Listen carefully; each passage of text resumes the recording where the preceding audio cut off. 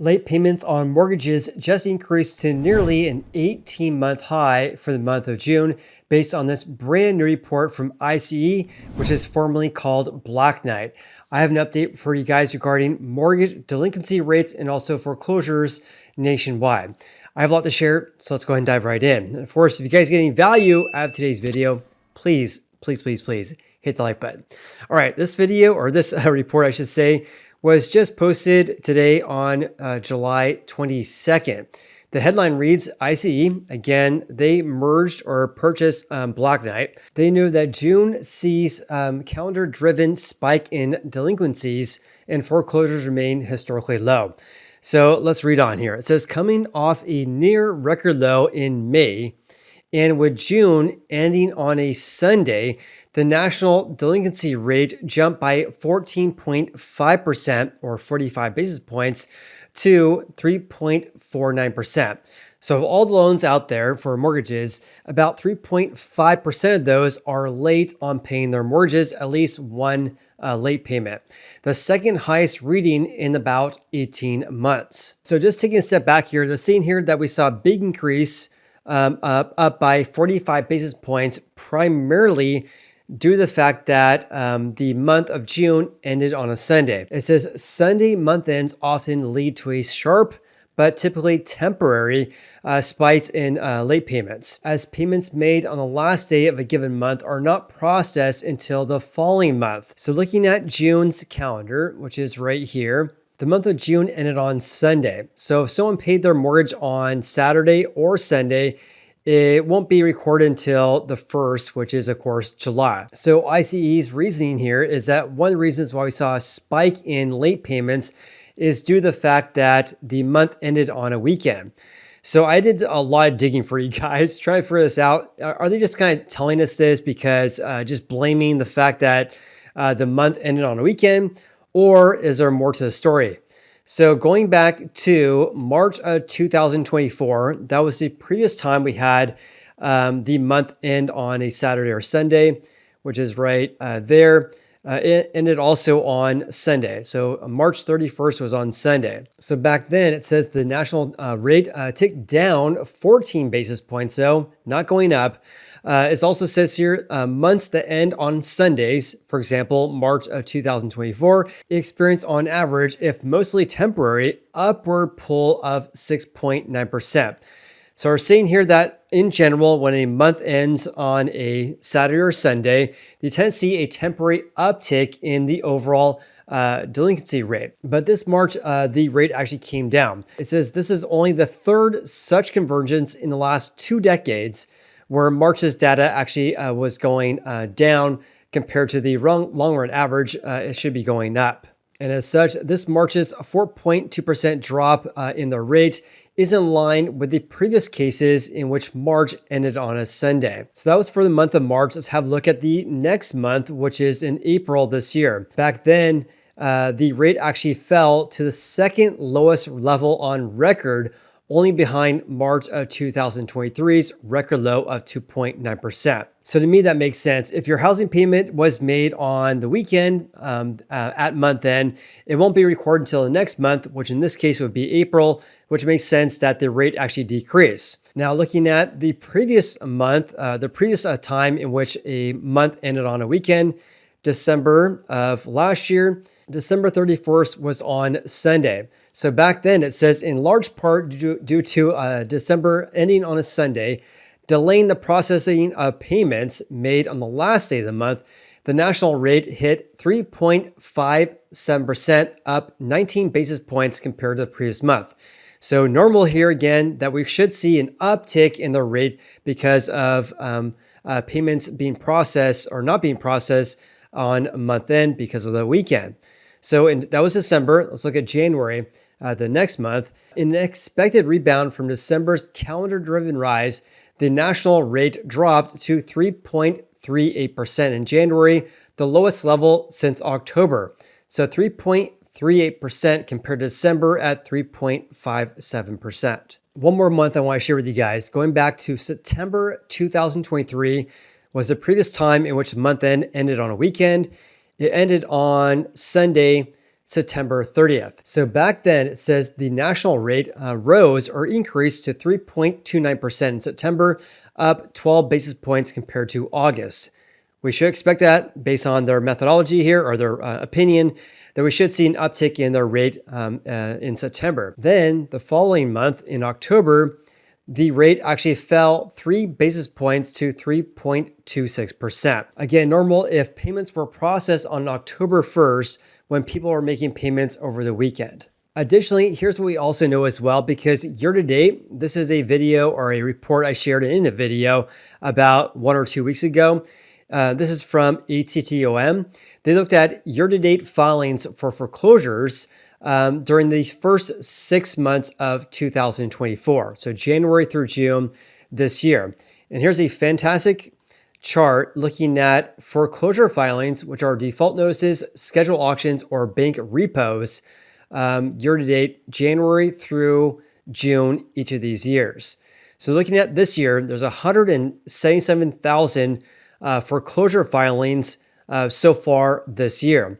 That is a little bit lower compared to last year, 185,000, but higher, of course, compared to 21 and 22 when we had basically foreclosure moratoriums on a national level. Also at 177,000, this is lower compared to pre-COVID levels as well. 2019, 296,000 compared to 177,000. 2018, 362,000, and of course, 2017, just under 430,000.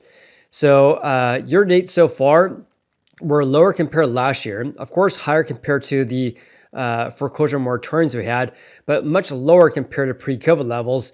On top of that, look at 2010. Back then, nearly 1.7 million foreclosures or foreclosure filings, compared to about 1 million less this year at 177,000. So my opinion regarding this headline saying that this is driven to a calendar-driven spike in delinquencies this June, time will tell. And of course, I'll definitely keep you posted once I report July's numbers, because if this all rings true, we should see a sharp pullback in rates in July. But please leave me a comment below your thoughts regarding this. I just want to kind of take a deep dive into this, because I think there's going to be a lot of videos out there saying, oh, this is calendar driven, yada, yada, yada. It's really due to the fact that consumers are feeling constrained due to record high credit card balances, high levels of delinquencies for credit cards, et cetera, et cetera.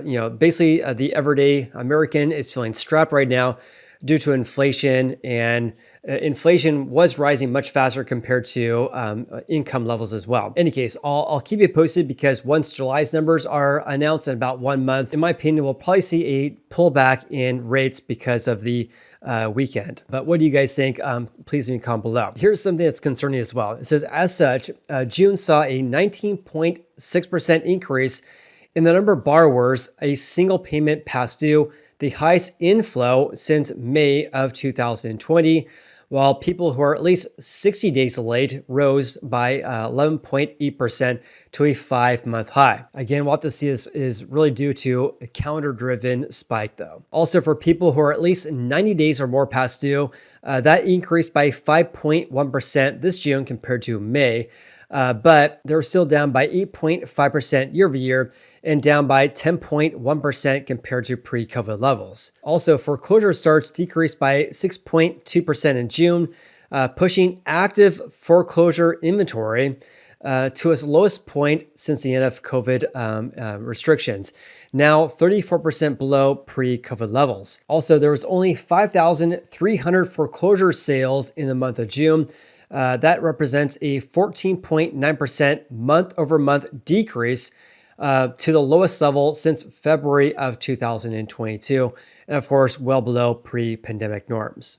Also, here's a table version looking at all these stats. So people who are at least 30 days or more past due, they have basically at least one late payment. That rate, again, at 3.49%, a big increase of nearly 15% compared to May, and up by nearly 12% compared to June of 2023. So this rate at 3.49% is nearly a 18-month high. The previous high was set back in December last year, and the rate has been coming down except for this increase in June. Also looking at foreclosure starts, only 23,000. That's down 6.2% from the previous month and down 19% year over year. This is basically the beginning phase in the foreclosure of a property. Foreclosure starts down 19% year over year. Foreclosure sales, basically non-existent, 5,300 nationwide.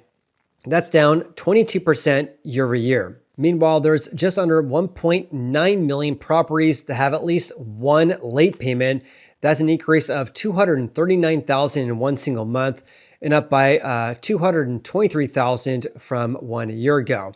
At least 90 days or more past due, 431,000. That's down by 40,000 compared to 12 months ago. In addition, the number of properties that are at least one payment past due or they are in foreclosure, just over 2 million properties right now. That's an increase of 184,000 from 12 months ago.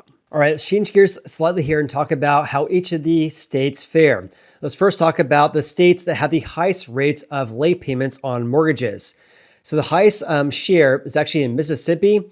That's at 8.35%. After that was Louisiana, 8%. Alabama, just under 6%. Indiana, 5.38%. And West Virginia running out the top 5 at 5.27%. Also, have a look at this. The peak in West Virginia was set back in January of 2010. Back then, the share of late payment, the rate, it's just crazy. 15% compared to only 5% right now. Indiana, just over 5% right now. It was nearly 16% in January of 2010. So that's compared to the peak, but also compared to the lows. We're not too far off the lows that was set back in March of 2023 for Alabama, Indiana, and West Virginia. Right now at West Virginia at 5.3, a little bit higher compared to the all-time record low at 4.55%. All right, in contrast, the states that have the lowest rates of late payments is Washington State, leading the nation at 2.06%. After that, we have Colorado, Montana, Idaho, and Oregon running out the top 5. Something noteworthy here is that Oregon at 2.2%, really not too far off the all-time record highs that was set in the previous month back in May at 1.99%. Same goes for Montana, 2.14%.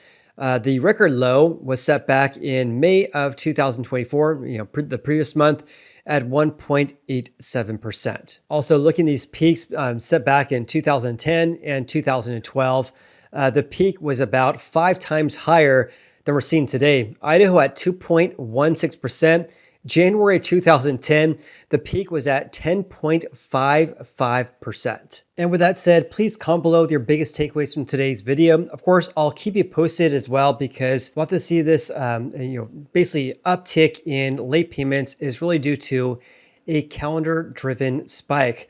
Of course, I'd love to hear from you guys. What do you guys think about their analysis here that the rates of late payments was really due to the fact that the month ended on a weekend? Please leave a comment below. Of course, if you guys got any value of today's video, please hit the like button. We appreciate that.